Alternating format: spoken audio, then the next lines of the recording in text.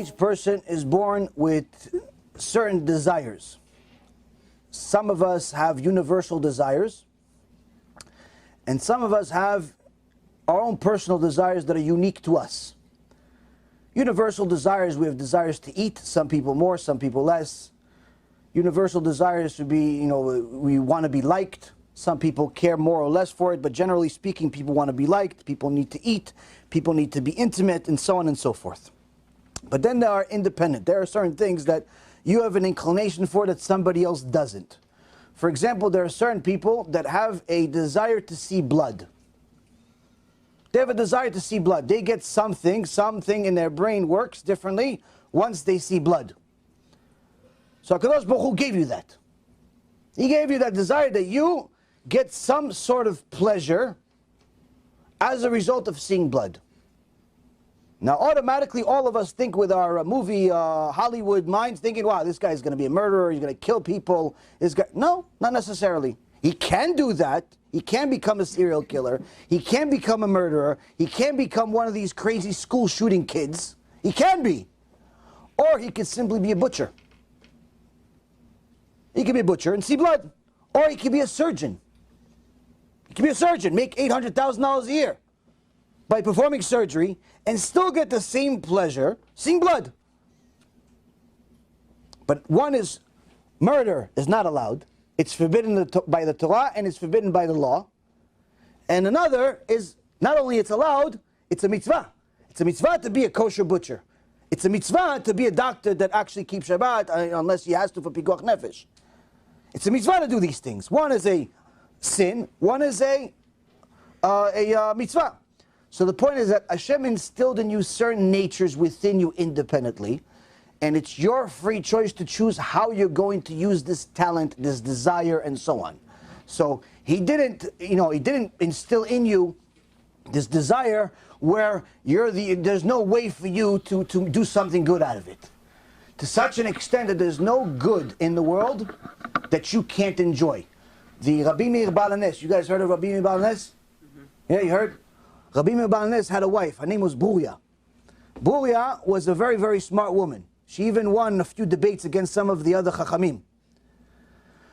One day she said to Rabbi Meir, she goes, wait a minute.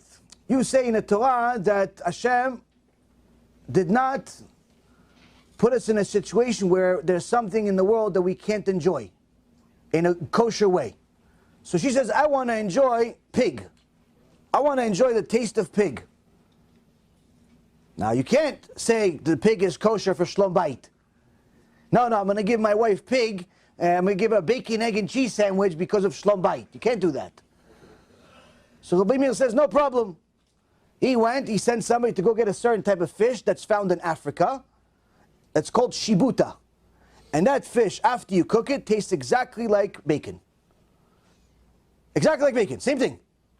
But it's kosher, it's a kosher fish. By the way, there's also a certain duck that's found in Japan till this day. There's a certain duck in Japan, that if you cook it, it tastes exactly like bacon. Today, there's also soy that you can flavor like bacon, and there's also turkey bacon, and so on and so forth. The point is that HaKadosh Baruch Hu did not have us lose anything as a result of the mitzvot. We just have to know how to enjoy different things in a kosher way. Every desire that you do, you could do it in a kosher way, you could do it in a non-kosher way.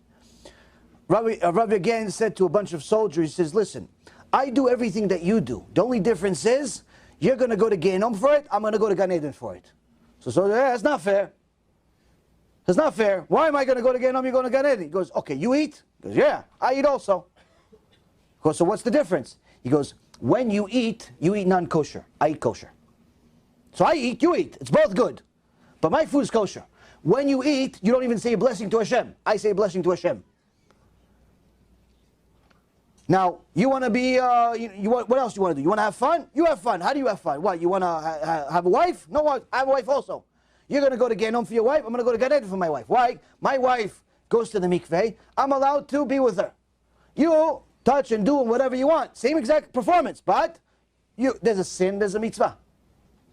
There's a sin, there's a mitzvah. Meaning, every single thing that you want to do, you can do in a kosher way. In a kosher way. You just need to know how to do it. You're allowed to play sports during the week. You're allowed to eat kosher food. You're allowed to have fun, kosher fun. The point is that if you understand the Torah, you can actually have a fantastic life in this world and the next. It just has to be a kosher way to do it. Has to be a kosher way to do it. And if you have Yirat Shamayim, you're afraid of going against Hashem, you'll always find a way to do it, because like I said, someone that tries to become purified, Hashem will help him. So if you're trying to get closer and closer to Hashem, Hashem will help you.